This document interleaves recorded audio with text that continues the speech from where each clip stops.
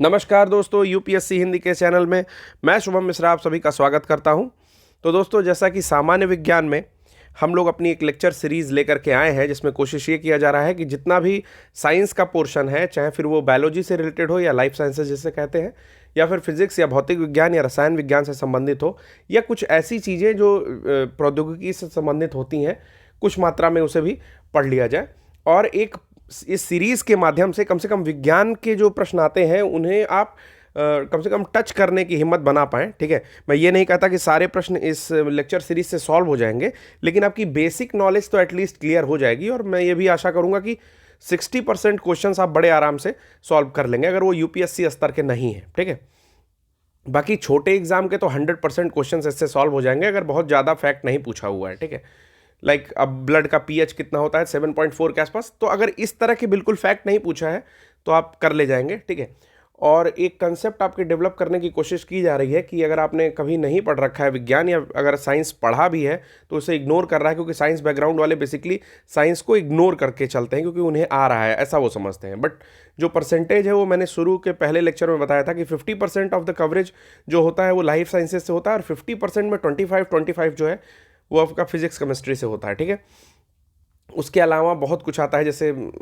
खगोलिकी से भी क्वेश्चन पूछे जाते हैं। ठीक है ना, तो चलिए शुरू करते हैं। लेकिन उससे पहले एक बात और कि ओमिक्रॉन के केसेस बढ़ रहे हैं, उसके साथ में बारिश जिस तरह से कल रात से होनी शुरू हुई है, तो जाड़ा भी यानी कि ठंड भी बढ़ रही है।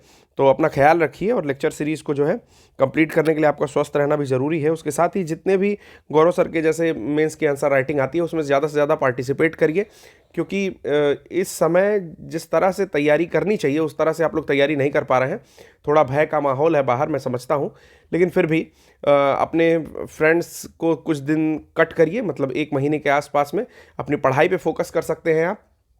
घर में अच्छी चीज़ें बनाइए, लगभग हर जगह जो है आपके छुट्टियां चल रही हैं, तो घर में अच्छी चीज़ें बनाइए, खाइए, स्वस्थ रहिए, अपने बड़ों का ख्याल रखिए। ठीक है, और सबसे ज़रूरी जो बात है कि पढ़ाई करते रहिए। चलिए शुरू करते हैं बिना समय गंवाए। तो कल हम लोग जो है न्यूट्रिशन का चैप्टर कर रहे थे, उसमें हमने देखा कि प्रकाश संश्लेषण जो होता है वो कैसे होता है। तो इसमें एक रिएक्शन मैंने ये लिखवाई थी आपको कि स्ट्रोमेटा से जो है CO2 निकल रहा है, और फिर उसके बाद H2O मिल रहा है जाइलम के थ्रू मिट्टी से, फिर उसका सूर्य के प्रकाश में और क्लोरोप्लास्ट की उपस्थिति में, क्लोरोफिल की उपस्थिति में ये ग्लूकोज फॉर्मेशन होता है, जो कि पौधों में स्टार्च के रूप में हो जाता है, मैंने बताया था। और CO2 O2 जो ऑक्सीजन है वो बाई प्रोडक्ट या सह उत्पाद के रूप में निकलता है। तो एक फ़ोटो बनाने की कोशिश की थी मैंने, आशा करता हूं कि आपको चीज़ें समझ में आ रही होंगी। फिर क्लोरोफिल का रूप बताया था मैंने कि 2 टाइप के क्लोरोफिल है, जिसमें चपटा पोरफायरिन होता है और मैग्नीशियम का एक अणु होता है, इसी कारण जो है जलाने पर मैग्नीशियम तत्व तो शेष रह जाता है। फिर मैंने बताया था कि प्रकाश संश्लेषण जो होता है वो PAR में होता है, यानी कि फोटोसिंथेसिस एक्टिव रेडिएशन की रेंज जो है 400 से 700 नैनोमीटर है। फिर मैंने एक स्पेक्ट्रम खींचा था जिसमें कॉस्मिक किरणें, यहाँ से शुरू करते हैं, कॉस्मिक किरणें, ठीक है, उसके बाद गामा किरणें, फिर उसके बाद एक्स किरणें, फिर उसके बाद पराबैंगनी किरणें जो ABC होती हैं। मैंने बताया B और C जो है वो आपकी जो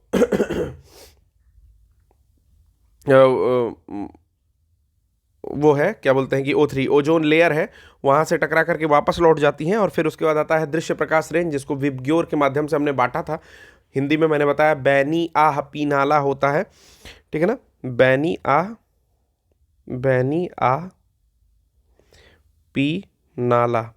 ठीक है ना, तो बैगनी, नीला, आसमानी, हरा, पीला, नारंगी और लाल। ठीक है ना, उसके बाद मैंने बताया और रक्त किरणें या इंफ्रारेड रेज होती हैं, ये लॉन्ग वेवलेंथ में आती हैं, फिर माइक्रोवेव्स होती हैं, और उसके बाद आती हैं रेडियो वेव्स। ठीक, तो इस तरह से मैंने कुछ क्रम बताया कि विबग्योर में सबसे ज़्यादा जो है प्रकाश संश्लेषण होता है। फिर 2 अभिक्रिया बताई मैंने फोटोसिंथेसिस में, बताया कि एक प्रकाशिक अभिक्रिया होती है जिसे बोलते हैं फोटोकेमिकल रिएक्शन जिसमें होता है, और एक होती है डार्क रिएक्शन या अप्रकाशिक अभिक्रिया जो डार्क केमिकल रिएक्शन होती है। ठीक, तो मैंने दोनों के विषय में बताया कि जो फोटोकेमिकल रिएक्शन वाला होता है, फोटो मतलब प्रकाश, तो यानी कि प्रकाश की उपस्थिति में होता है, इसमें H2O यानी कि जो आपका जल है वो टूट जाता है सनलाइट की प्रेजेंस में या सूर्य के प्रकाश की उपस्थिति में ऑक्सीजन में। उसके साथ साथ ये ATP मुक्त करता है, जिसको ऊर्जा सिक्का या ऊर्जा कॉइन कहते हैं। ठीक है, एडेनोसिन ट्राइफॉस्फेट, उसके साथ साथ ये NADPH में टूटता है।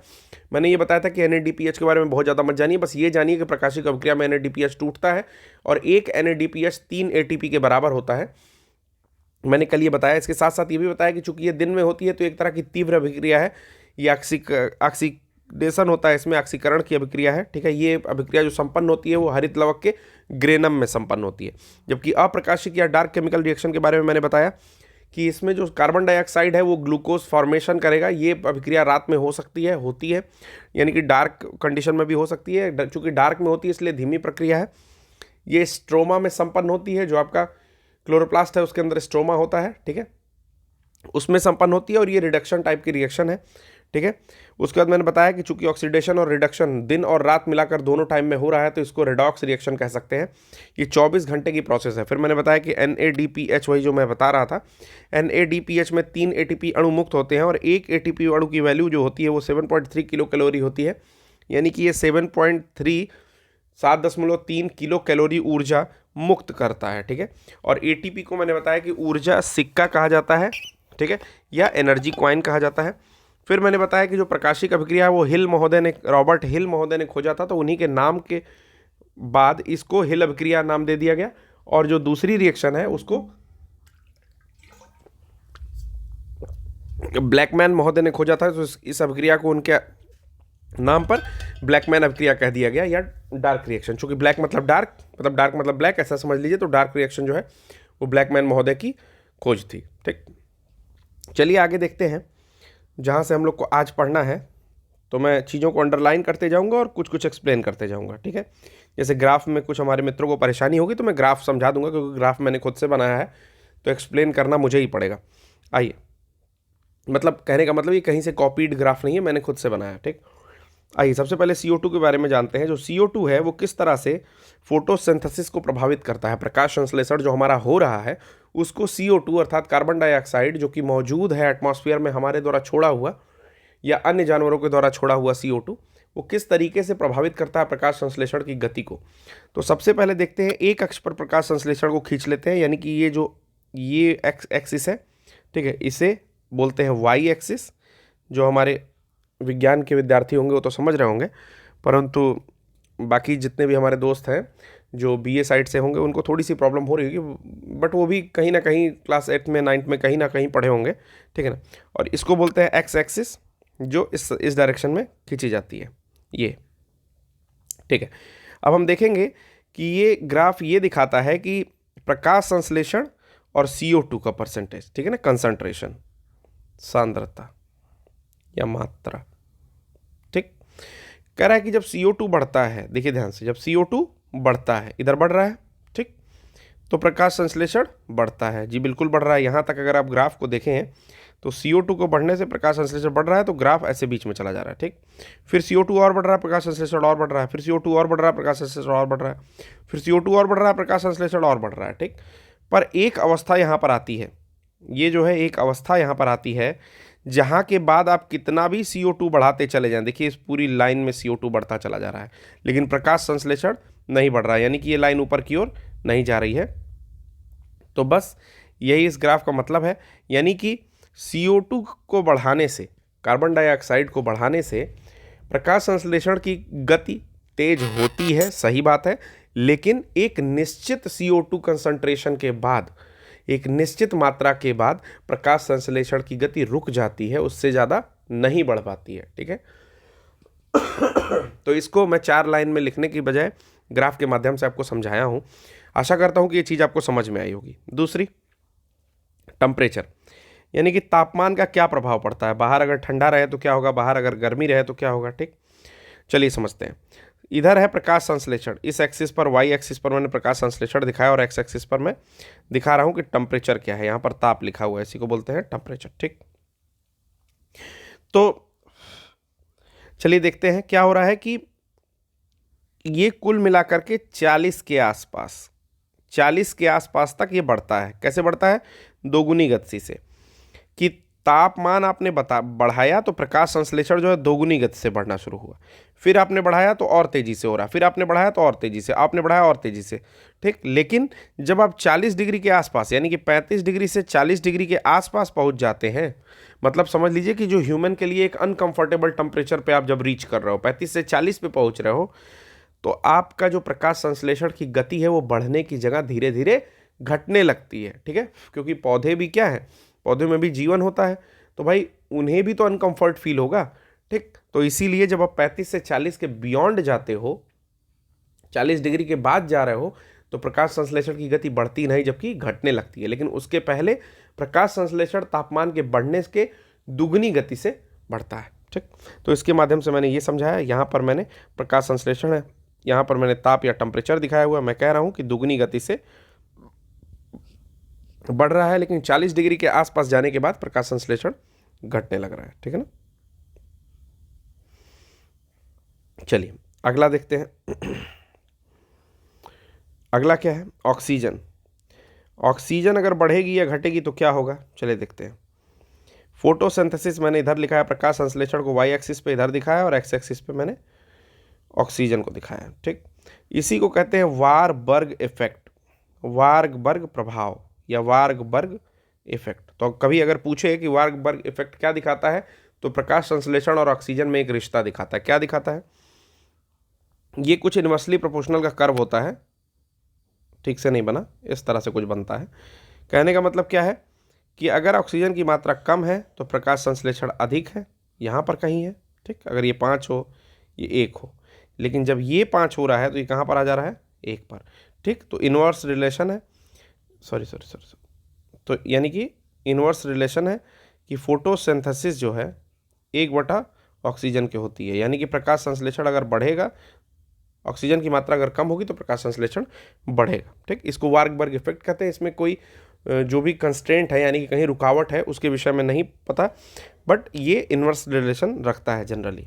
अगला कहता है लाइट, यानी कि प्रकाश की उपस्थिति कैसी होनी चाहिए। तो कह रहा है अवरक्त प्रकाश में, अवरक्त प्रकाश को इंफ्रारेड बोलते हैं, ठीक। इंफ्रारेड में प्रकाश संश्लेषण फोटोसिंथेसिस कम होता है या मंद होता है, ठीक है।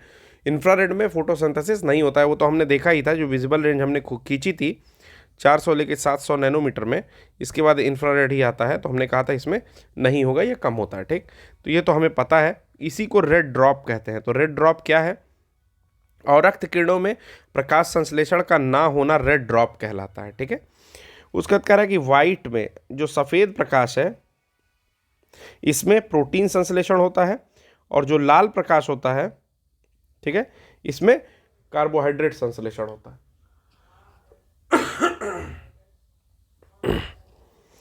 उसके बाद आते हैं, अब जो हमारा टॉपिक है, कल तो हमने ख़त्म कर दिया पादप में, ठीक है। जो प्लांट्स में हम लोग देख रहे थे वो प्लांट्स हमने एंड कर दिया लगभग।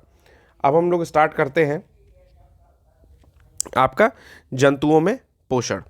1 सेकंड होल्ड करिएगा दोस्तों।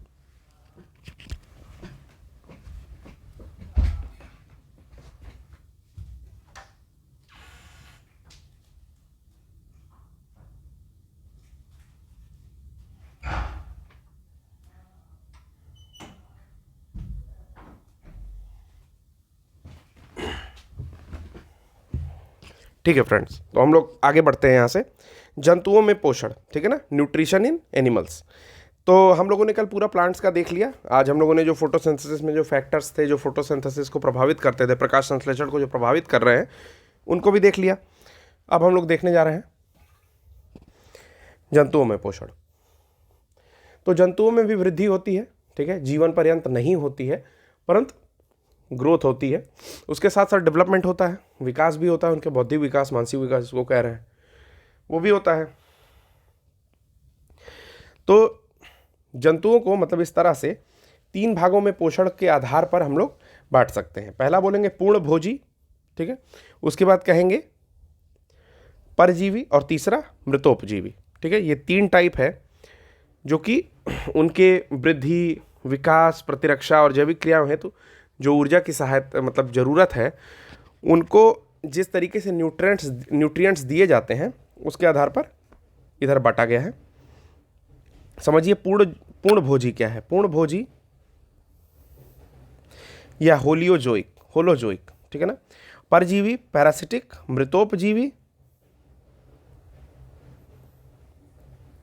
मृतोपजीवी, सैप्रोफिटिक, ठीक। तो होलोजोइक में क्या है, होलोजोइक में सारे जीव आ जाते हैं, शाकाहारी, मांसाहारी, सर्वाहारी या अपमार्जक, स्कैवेंजर्स जो होते हैं। जैसे स्कैवेंजर्स आपका आ जाएगा जो गिद्ध होता है, चील होता है, ठीक है, जो मरे हुए को साफ करता है कहीं पर, ठीक, तो उसको स्कैवेंजर्स बोलते हैं, तो वो भी आ जाते हैं। है क्या, होलोजोइक जो होते हैं वो वही मैंने बताया आपको, ये चार, एक सेकेंड, वही मैंने चार यहाँ पर लिखा हुआ है, देखिए क्या क्या है। ये हर्बीवोर है यानी कि शाकाहारी, हिंदी में लिख लीजिएगा। ये कार्निवोर है यानी कि मांसाहारी। ये ओमनीवोर है यानी कि सर्वाहारी। और ये स्कैवेंजर है यानी कि अपमार्जक। मैं हिंदी में लिख देता हूँ, शाकाहारी, मांसाहारी, सर्वाहारी, अपमार्जक लिखा हुआ है, ठीक है ना। इसको इंग्लिश में लिख लीजिए, SCAVENGERS, ठीक, स्कैवेंजर्स। अब चलिए देखते हैं पैरासिटिक में क्या आते हैं, यानी कि पूर्ण भोजी में कोई भी आ गया, लाइक गाय, हिरन, ये सब आ गए, बकरी आ गई, ठीक है, ये शाकाहारी में आ गए। शेर, चीता, जो भी मांसाहारी हैं, कुत्ते अगर उस टाइप के हैं, या लोमड़ी, ठीक। फिर वो सर्वाहारी में आते हैं, जैसे मानव हो गया, बिल्ली हो गई, ठीक है ना, ये सर्वाहारी में आ गया। अपमार्जक में आ गया जो मैंने बताया ही आपको, जैसे गिद्ध हो गया, चील हो गया, ये सब अपमार्जक में आ गए। फिर आते हैं परजीवी। परजीवी जो होते हैं वो हम लोग के ऊपर जीवन यापन करते हैं। कुछ बाह्य परजीवी हैं, कुछ आंतरिक परजीवी हैं। आंतरिक मतलब जैसे हमारे पेट के बीच, पेट में रह रहे हैं। कौन कौन है, एस्कैरिस हो गया, गोल कृमि हो गया, ठीक है ना, राउंड वर्म हो गया या एस्कैरिस हो गया, जो हमने एसके हेलमेंथ में बताया था आपको, ठीक। और दूसरे होते हैं जोंक, जूं, मच्छर। जोंक जो है वो आपका एनालिडा हो गया। मच्छर जो हो गया आपका आर्थ्रोपोडा हो गया। इसके बारे में मैंने पढ़ा चुका हूँ आपको, देख लीजिएगा आप पुराने लेक्चर्स को। चलिए अगला आता है मृतोपजीवी।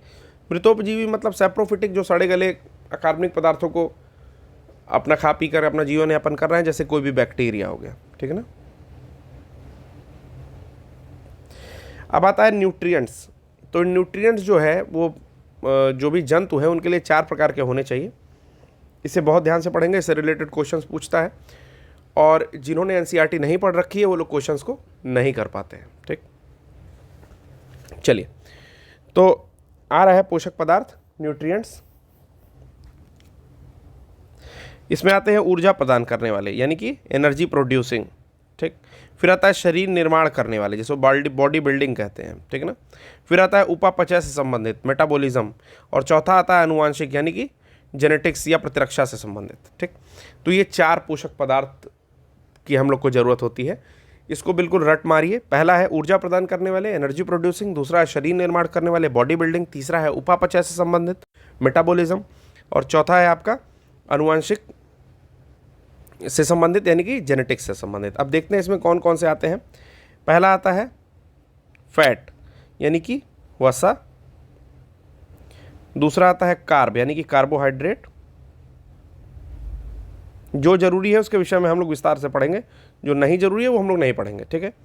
फिर आता है प्रोटीन। तो प्रोटीन आपको पता ही है, ये बिल्डिंग ब्लॉक है एक तरीके से बॉडी का। जो भी टूट फूट होती है, मसल अगर रिपेयर करने जा रहे हैं, आप बॉडी बनाने जा रहे हैं, ठीक है, तो आपको प्रोटीन की ज़रूरत पड़ती है। प्रोटीन एक्स खाते हैं, वे प्रोटीन खाते हैं लोगों को। जो हमारे मित्र, जो हमारे दोस्त, जो हमारे फ्रेंड्स, आप लोग जिम किए होंगे, उन्हें पता होगा कि वहाँ पर जो है एमबी का वे प्रोटीन देते हैं, या फिर प्रोटीन रिच डाइट देने के लिए कहते हैं, ठीक है। इस तरह की चीज़ें आपको कहते हैं कि आप ज़्यादा से ज़्यादा राजमा खाइए, या फिर वो खाइए, सोयाबीन के बीज खाइए जिसमें प्रोटीन अधिक होती है, ठीक है, दाल पीजिए, इस तरह की चीज़ें कहते हैं आपसे। उसके बाद फिर आता है उपापचय। मेटाबॉलिज्म हम लोग का कौन ठीक करता है, विटामिन ठीक करते हैं, मिनरल्स ठीक करते हैं, एंजाइम ठीक करते हैं, और हार्मोन्स ठीक करते हैं हमारे मेटाबॉलिज्म को, या चयापचय को, या उपापचय को, जो पेट के अंदर होता है, ठीक। और जेनेटिक में डीएनए, आरएनए और इससे संबंधित कुछ चीज़ें हम लोग देखेंगे, ठीक है। चलिए सबसे पहले कार्बोहाइड्रेट का छोटा सा डिस्कशन कर लेते हैं। मैंने आपसे पहले भी कहा है कि जितनी चीज़ें ज़रूरी होंगी उतनी ही चीज़ें पढ़ेंगे। ये टोटल लेक्चर जो है एनसीईआरटी बेस्ड है, तो आंख बंद करके आप इन चीज़ों को पढ़ सकते हैं जो मैं पढ़ाता हूँ। उसके लिए मैंने कहा कि आप इधर एनसीईआरटी प्रेफर कर लो, ठीक है, या तो कोई बाजार की किताब खरीद के ले आओ, कुछ भी प्रेफर कर लो। और बेटर ये होगा कि आप इसी का नोट्स बनाओ और सीधा कोई भी घटना चक्र, मैं बार बार नाम लेता हूँ, घटना चक्र के अलावा भी यूथ कंपटीशन की अगर आपको मिलती है, प्रीवियस ईयर पेपर का, अरिहंत का मिल जाता है, किसी का भी मिल जाता है बाजार में, जो भी बुक मिल जाती है शिद्दत से उसे उठा कर ले आइए, कंपनी पर मत जाइए, ठीक है। चीज़ें जो मेरे नोट्स बना कर रखे हैं उसके बाद आप क्वेश्चन करिए, आपकी बेसिक अंडरस्टैंडिंग मुझे जहाँ तक आशा है कि मैंने क्लियर कर दी होगी या कर रहा हूँ, कोशिश कर रहा हूँ अपनी। मैं क्वेश्चंस भी आपको करा दूंगा, लेकिन मैं आपको प्रैक्टिस नहीं करा सकता। सपोज करिए कि मैं आपको 50 क्वेश्चन, 100 क्वेश्चन प्रैक्टिस करा सकता हूँ, ठीक, लेकिन आपको थाउजेंड्स क्वेश्चन खुद से करने हैं और उन्हें रिवाइज करना है। उसमें जो की पॉइंट्स एक्सप्लेनेशन है उसको आपको नोट बनाकर लिखना है, जो क्लासेस के माध्यम से पॉसिबल नहीं होता है। जो फैक्ट है वो मैं आपको बता दे रहा हूँ। बाकी यूट्यूब पर दावा करने वाले बहुत सारे लोग पड़े हैं जो फ्रॉड कर रहे हैं बैठ के, मैं किसी के बारे में कुछ नहीं कहूँगा, ठीक है, वो सब अपना काम कर रहे हैं, ठीक है, और उनका चल भी रहा है, उससे कोई समस्या नहीं है, ठीक है। बस जो मैं फैक्ट देना चाहता हूँ वो आपको ऑथेंटिक फैक्ट देना चाहता हूँ, ठीक है।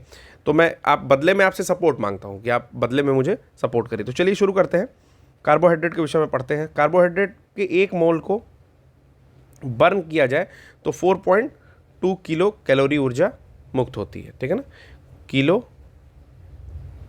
कैलोरी ऊर्जा, कैलोरी जो है ऊर्जा की यूनिट है, ठीक है ना। चलिए आते हैं अगला। कार्बोहाइड्रेट कई तरह के हो सकते हैं। कार्बोहाइड्रेट में आता है मोनोसैकेराइड, यहाँ से शुरू करेंगे, फिर आता है डाइसैकेराइड, फिर आता है पॉलीसैकेराइड। यानी कि चेन में अगर एकल शर्करा जुड़ी हुई है तो मोनोसैकेराइड, द्विशर्करा जुड़ी हुई तो डाइसैकेराइड, और कई सारी हैं तो पॉलीसैकेराइड कहलाएगा, ठीक है ना। मोनोसैकेराइड और डाइसैकेराइड। चलिए, ऊर्जा देता है, फिर कहेंगे कि CH2O इसका एक फॉर्मूला है जिसमें कार्बन, हाइड्रोजन और ऑक्सीजन, कार्बन, हाइड्रोजन और ऑक्सीजन क्रमशः 1:2:1 में जुड़े होते हैं। यह भी प्रश्न पूछता है, ठीक है, एग्जाम में यह भी प्रश्न पूछता है, तो इसको माइंड करेंगे। चलिए आगे चलते हैं। एक स्मॉल क्लासिफिकेशन देखते हैं। स्मॉल क्लासिफिकेशन क्या है? कह रहा है मोनोसैकेराइड, ठीक, इसको कह रहा है डाइसैकेराइड और पॉलीसैकेराइड, ठीक। तो अभी हम लोग मोनोसैकेराइड के विषय में ही पढ़ेंगे। मोनोसैकेराइड डिवाइड होता है फर्दर ट्रायोज, टेट्रोज, पेंटोज और हेक्सोज, ठीक। ये 4 पार्ट में डिवाइड होता है।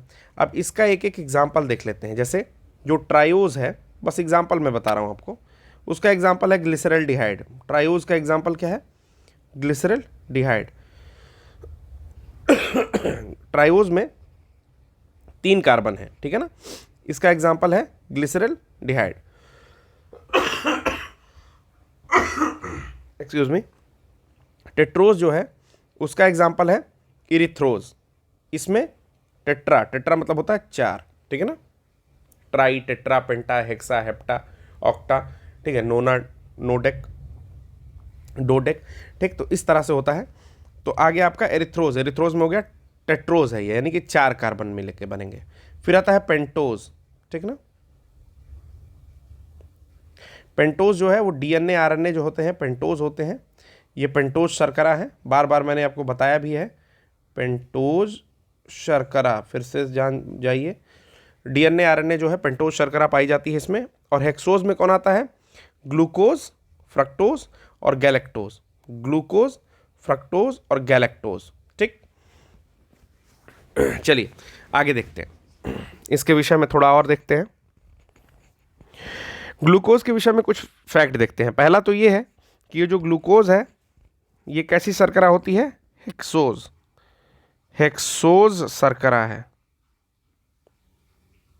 हेक्सोज शुगर, ठीक। ग्लूकोज जो है वो ब्लड शुगर बढ़ाती है, यानी कि रक्त में पाई जाएगी तो ब्लड शुगर को इंप्रूव कर देगी, ठीक, यह ब्लड शुगर कहलाएगी। ये ग्रेप शुगर भी कहलाती है, अंगूर शुगर या अंगूर शर्करा, ठीक है, ग्रेप शुगर भी इसको कहा जाता है। ये बहुत ही महत्वपूर्ण, अभी मैं बताऊंगा क्यों महत्वपूर्ण है। आपको आसान लग रहा होगा कि अरे ग्रेप शुगर तो याद हो जाएगा, बट ये महत्वपूर्ण है। दूसरा कि ब्लड शुगर अगर ये बढ़ा देती है तो आपको डायबिटीज़ की शिकायत हो जाती है।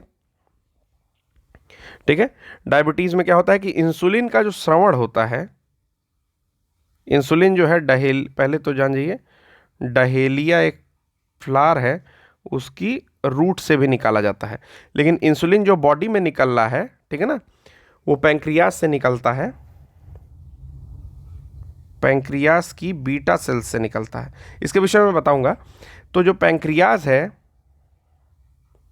ठीक है ना, इसका श्रवण कम कर देता है तो डायबिटीज आ जाती है। डायबिटीज का मतलब होता है कि आपके टॉयलेट के साथ, मूत्र के साथ, ठीक है ना, यूरिन के साथ अगर शुगर निकलने लगे तो वो डायबिटीज का निशानी होता है। आपको बार बार टॉयलेट लगेगी और उसके साथ शुगर आएगा, ठीक है, चीटे लगेंगे।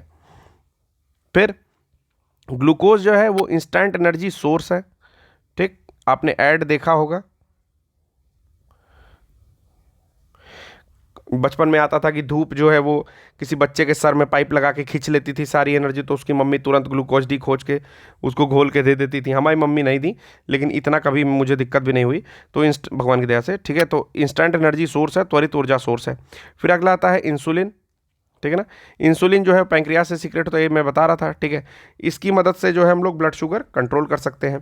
अंगूर एकमात्र फ्रूट है, यही मैं आपको बता रहा था, अंगूर एकमात्र फल है जिसमें ग्लूकोज पाया जाता है। क्या पाया जाता है? ग्लूकोज पाया जाता है। और अंगूर का एक नाम है द्राक्ष। तो अगर द्राक्ष शर्करा देता है तो वो भी ग्लूकोज के बारे में बात कर रहा है, और द्राक्ष मतलब अमृत भी होता है। ठीक, अगला आता है हम लोग का, ये ग्लूकोज के विषय में कुछ फैक्ट था जो हमने खत्म कर लिया। ठीक, अगला आता है फ्रक्टोज।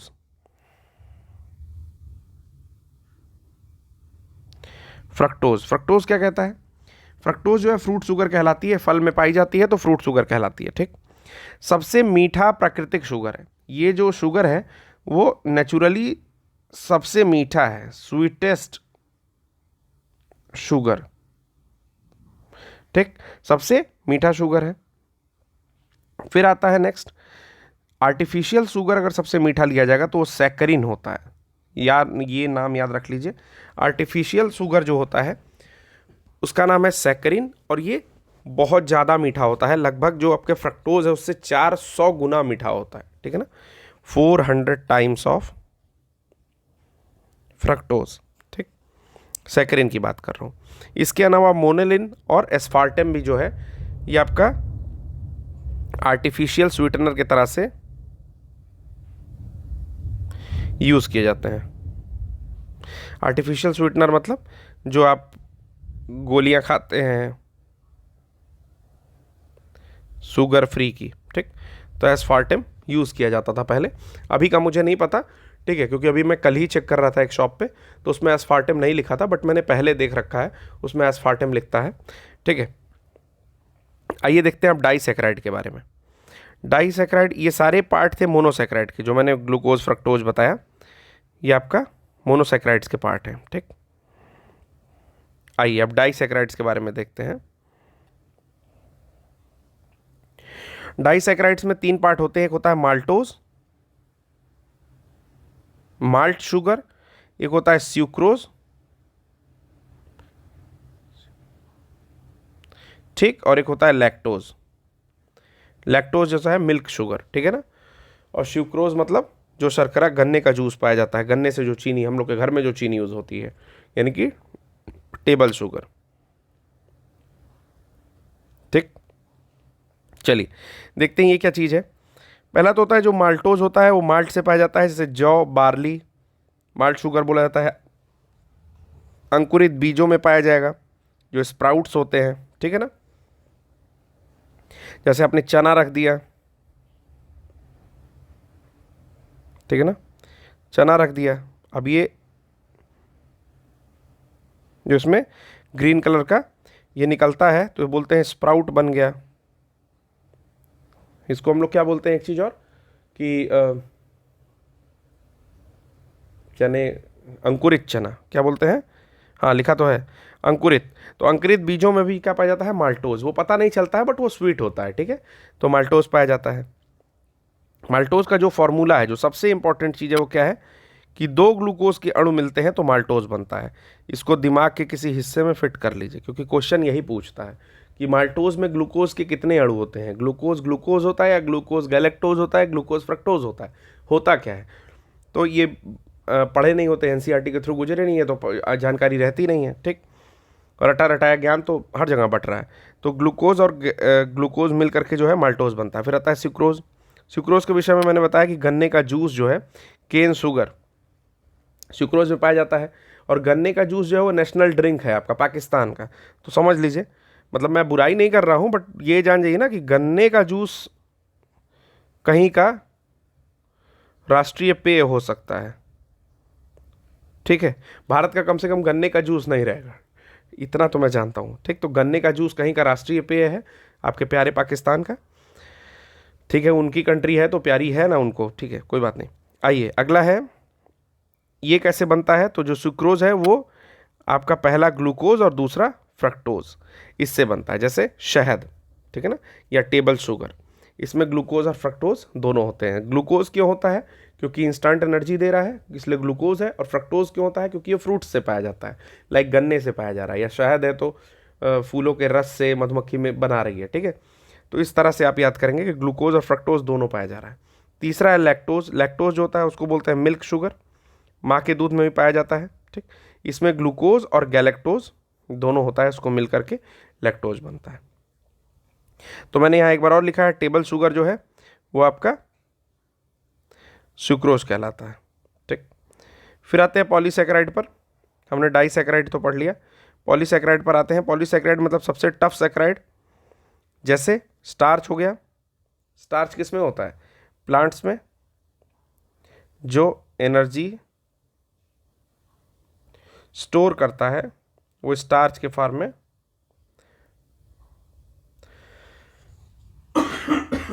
स्टोर करता है। फिर अगला आता है ग्लाइकोजन। ग्लाइकोजन यानी कि हमारा जो लीवर है, थोड़ा ख़राब बन गया, एडजस्ट कर लीजिएगा। लीवर में जो एनर्जी स्टोर होती है, लीवर को क्या बोलते हैं? जिगर। ठीक है, पहले मुझे जिगर मतलब हार्ट लगता था, लेकिन जिगर जो है वो लीवर है। तो लीवर में जो है ग्लाइकोजन स्टोर रहता है, एक्स्ट्रा ग्लूकोज जो होती है। फिर सेलुलोज और हेमीसेलुलोज जो है वो भी एक तरह की पॉलीसेक्राइड है। वो सेल वॉल यानी कि कोशिका भित्ति का निर्माण करती है। ठीक है ना, कोशिका भित्ति का निर्माण करती है। काइटिन यानी कि एक्सोस्केलेटन ऑफ इंसेक्ट, जो भी कीट होते हैं उनका जो बाहरी आवरण होता है, ठीक है ना, मान लीजिए कोई कीड़ा है, इसका जो बाहरी आवरण रहेगा, ठीक, ये भी क्या होता है? आपके पॉलीसेक्राइड है। ठीक, ये मैंने अभी बता ही दिया कि पौधों के रूप में, स्टार्च के रूप में सुरक्षित रहता है पौधों में। ठीक, फंजाई या बैक्टीरिया की कोशिका भित्ति होती है, काइटिन की बनी होती है, ये भी मैंने बता दिया। फिर मैंने बताया आपको डहेलिया की जड़ से इंसुलिन निकलता है, ये भी मैं बता चुका हूँ आपको।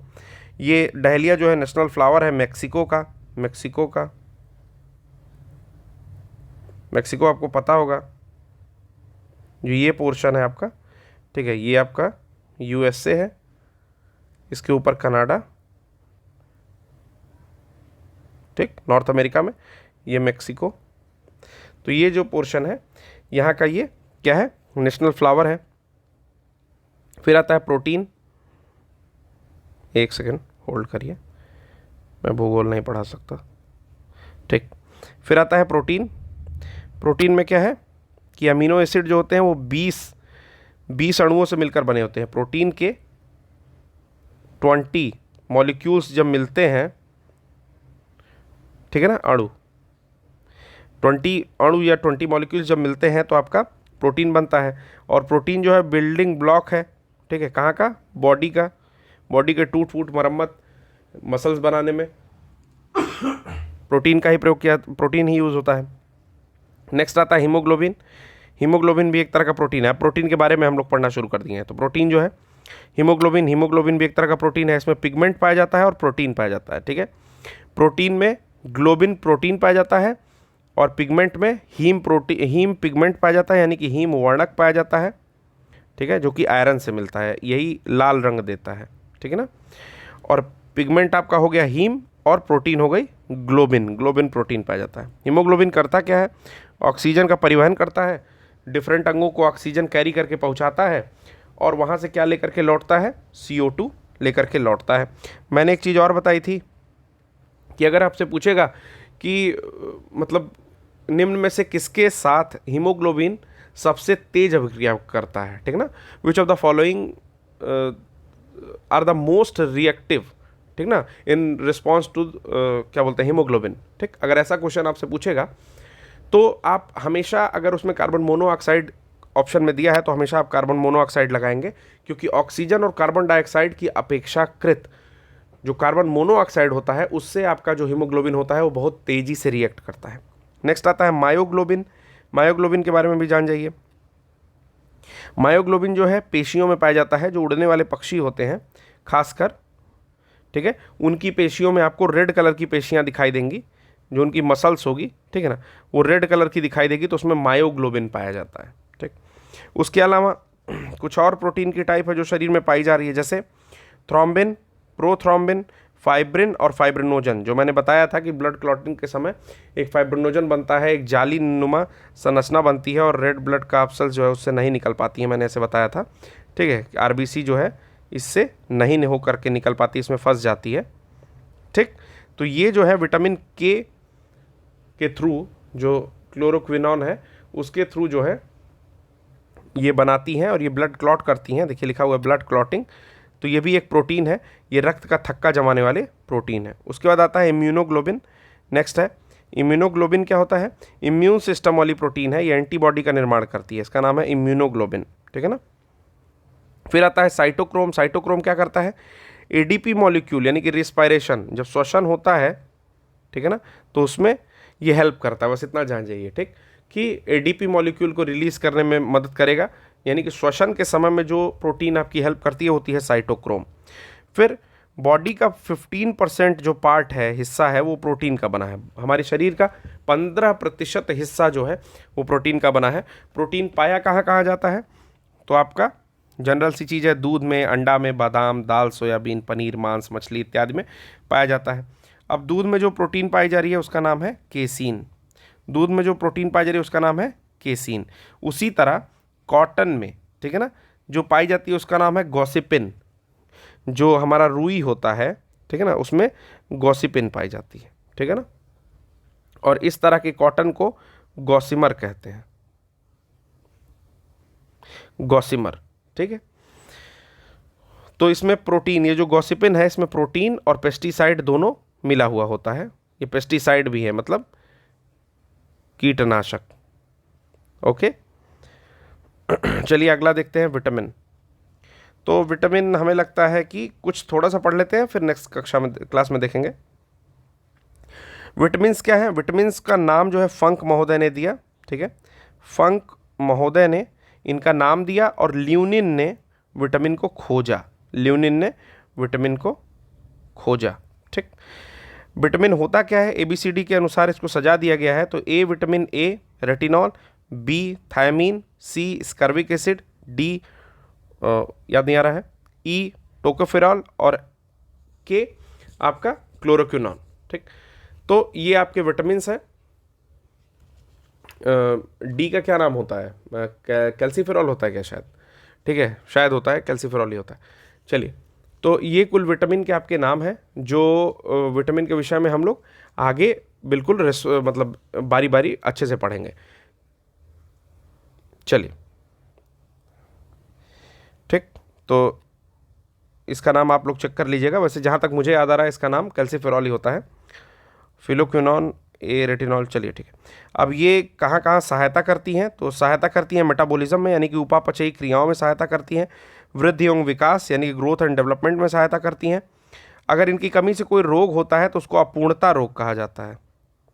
अगर इनकी कमी से कोई रोग होता है शरीर में तो इनको अपूर्णता रोग कहा जाता है। एक चीज़ और है, जो ये विटामिन्स है ये शरीर में उत्पादित नहीं होती हैं, यानी कि शरीर में नहीं बनती हैं, ठीक है, इन्हें बाहर से इनटेक करना पड़ता है, बाहर से लेना पड़ता है, ठीक। अब सॉल्युबिलिटी के बेसिस पर, यानी कि घुलने के बेसिस पर, घुलने के आधार पर दो भाग में इसको बांटा जाता है। एक होता है ADE और दूसरा है BC, ठीक। तो आपको पता है नींबू में विटामिन C पाई जाती है और बी कॉम्प्लेक्स जो खरीद करके लाते हैं आप लोग, ठीक है, मुंह में जब छाला निकल जाता है तो वो भी पानी में घुल जाती है, या उसकी जो टैबलेट होती है उसको डायरेक्टली आप चूस लीजिए, चूएबल होती है, तो वो भी पानी में घुल जाती है। तो याद करने वाली कोई चीज़ नहीं है, बट अगर आप याद करना चाहते हैं तो ADE के अधिक जो है वो वसा में घुलती है, फैट सॉल्युबल होती है, और बाकी BC जो बचता है वो वाटर सॉल्युबल है। तो आज के लिए बस इतना ही। आशा करता हूँ कि आपको एक क्लास अच्छी लगी होगी। अगर आप क्लास पसंद कर रहे हैं, पहली बात तो ये है कि अगर आप क्लास देखते हैं तो कोशिश करिए कि क्लास पूरी देखिए, क्योंकि मुझे ये आशा है कि एक बार अगर आपके बेसिक्स क्लियर हो जाते हैं तो आप उसके ऊपर केवल और केवल क्वेश्चंस कर सकते हैं। लेकिन अगर आपके बेसिक्स नहीं क्लियर है तो आप कितने भी क्वेश्चन कर लो, आपको बेसिक बनाने में टाइम लगता है। तो ये कुल मिलाकर के मेरी जो क्लासेज हैं वो 20 घंटे के आसपास की क्लासेज होंगी। अगर आप चाहें तो 3-4 दिन में उस पूरे क्लास को कवर कर सकते हैं, ठीक है। तो आशा करता हूँ कि आपको क्लास ठीक लगी होगी। अगर आप ठीक लगी हो तो अपने फ्रेंड्स के साथ शेयर करिए, ग्रुप्स में शेयर करिए, जो भी आपके पास ग्रुप हो, ठीक है, टेलीग्राम, इधर उधर, चाहे जहाँ शेयर करिए, और ज़्यादा से ज़्यादा रीच बढ़ाइए, जिससे मुझे कॉन्फिडेंस मिलता है। मैं बार बार एक ही बात कहता हूँ, ठीक है। और आशा करता हूँ कि आपकी पढ़ाई लिखाई सब अच्छी चल रही होगी। अपना ख्याल रखिए, क्योंकि ओमिक्रॉन फैल रहा है, बार बार एक ही बात मैं बोलता हूँ, ठीक है। और बस इन्हीं शब्दों के साथ आज यहीं ख़त्म करते हैं। धन्यवाद।